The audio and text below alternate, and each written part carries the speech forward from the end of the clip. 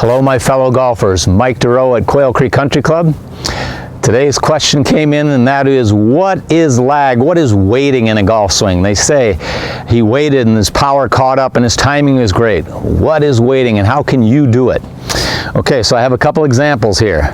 One is this frame. So here's the dead center of my chest. Peter, can you zoom in on that a second? There it is, okay. I'm in the frame. So timing and waiting have to do, they're teammates there. So here we go. I swing back. I'm no longer, my center's no longer in there. Stack and tilters still, their center wouldn't be in that frame, their shoulder would. But most players are going to get a little bit behind the ball, and now they move back. And when they hit, their chest is in that frame. Okay? You can see how hard it would be to time a swing if your chest was only in that frame for a half a second. So the good players let the club catch up to their chest. And it has a lot more power. Why it has more power? Let's explain that. What is waiting? When you wait, what waits is your wrist lever, your elbow lever, and all the lagging of a golf club, the way it's supposed to be used. So it has time, it's unhurried, and it's able to get down in front of the ball. So your hands are able to catch up to your chest without being hurried. Imagine trying to hurry every swing. So if you turn your back well and load, which is step one in golf, and if you can start down kind of a leg, lower body drive, and if this shoulder can wait, okay, so I'm going to give you a different angle here. Okay, now, here's another line. So everybody who turns, their shoulder goes out to this line. Okay, that's what turning does. Your shoulder goes this way. Okay, so my shoulder's out on this line. Now, Justin Rose and Alex Noren this year were doing this drill where they were doing this. They would swing back and they would start down, and everyone was going, what are they doing? And it looked like they were dropping a lot, but what they were trying to do is keep their shoulder out on this line. So their legs would start and their hands would drop, but their shoulders, see how close it is to this line? Now, what is the opposite? Well, the shoulder goes on the line, and the first thing it does is spin. So that would be a tough game, because what we're trying to catch up to is our dead center. So when I talk about shoulders, of course, shoulders are the center. So if you go back and you spin or anything rotating, this center is going to go past your line of impact, and then your hands are going to have to hurry, and you get no weighting. Okay? The joy of waiting is all your power gets to wait back there with soft levers. Your wrist and your elbow get to wait. Now, one of the pictures, of course, when Hogan waited beautifully, his elbow dropped way down in front of his hip. Okay, so when your elbow can go down to here, now it can't do that if you're spinning. Okay, because it'll never catch up, ever. Okay, so, but if your shoulder can wait here and your arm can drop, then you'll get the grip going at the target. Now, there are two kind of golfers. There's pullers that can wait and throwers. So here we go. I think it's easier to throw. Okay, it's just easier to make a whoosh like this. So Davis Love used to teach everyone this drill. He'd do it this way.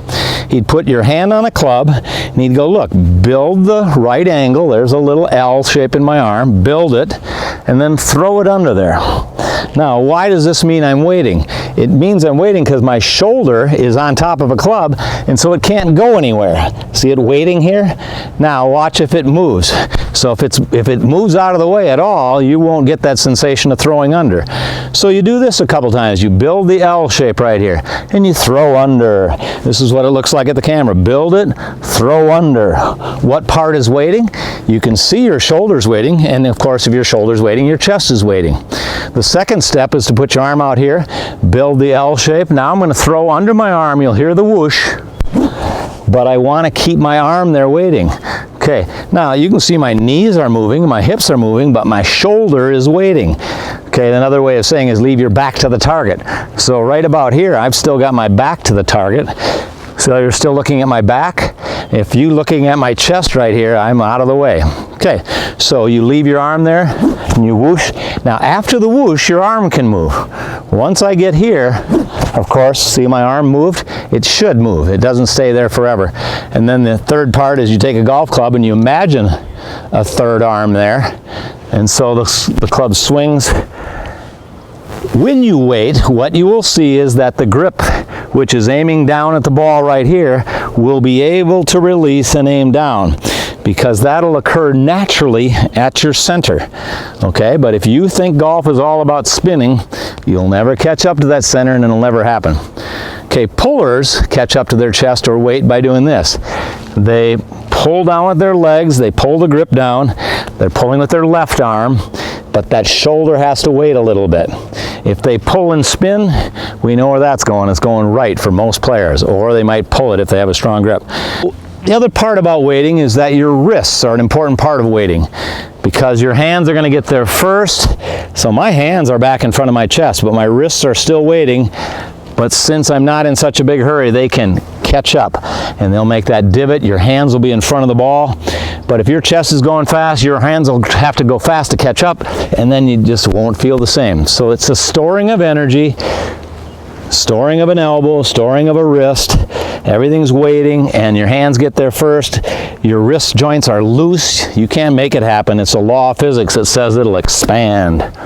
Okay, so that's why it looks graceful and effortless, because all you're doing is turning away. You do have to build pretty good levers. What I mean by that is you can't do this very well if you're close to your body. Okay, you have to be at least wide enough so it can drop in there and wait. Okay, look at the lever of my wrist and elbow. If it waits without changing much, that's your best scenario. If you get too close to yourself, just to get it going, it has to expand, and then it's not waiting. It's expanding early, and then you go, why isn't there any weight? So the better your shape is, the better it can move right from here down to here without doing anything except waiting or dropping. So there it is. So your levers can wait only if your chest is not spinning really fast. And then your brain has to realize that the speed will be there in the long run because your chest weighted and your levers weighted, and then they'll go like this. And you'll go, wow, that was more power by waiting than there was by trying to spin and go fast. So that's the big breakthrough in your head, is that swinging easy goes farther than swinging fast. And that's a hard one for all of us. I've been dealing with it for 40 years. And that is when, you've probably done it when you lay up in front of a water that one time and you don't want to hit it hard. So you swing real easy and then you catch it and it goes farther than it ever has. And you go, that's the paradox in golf. Swing easy, hit hard. We all tried it. We all hit it once in a while. Okay. Anyway, turn your back and load, leave your back to the target. The club will drop right on plane. That's what we want. Watch this. So that club is right in line with my hands. Okay, how to get it there? Right-hand waiters will think they drop it there. Left-handers will think they pull it to there, but it does have to hit that line. And then even if you got it to perfect and then you thought the game was spin, it would be really hard to get that club to catch up. But if you get down to here and your brain says, wait, with my chest, I got that fluorescent there, watch the club go past me. So see how the grip is down on this side? Okay, that'll only happen if it passes me. If I don't let it pass me, I'll never get that swing, which is the true grip down, flips the arms, grip down.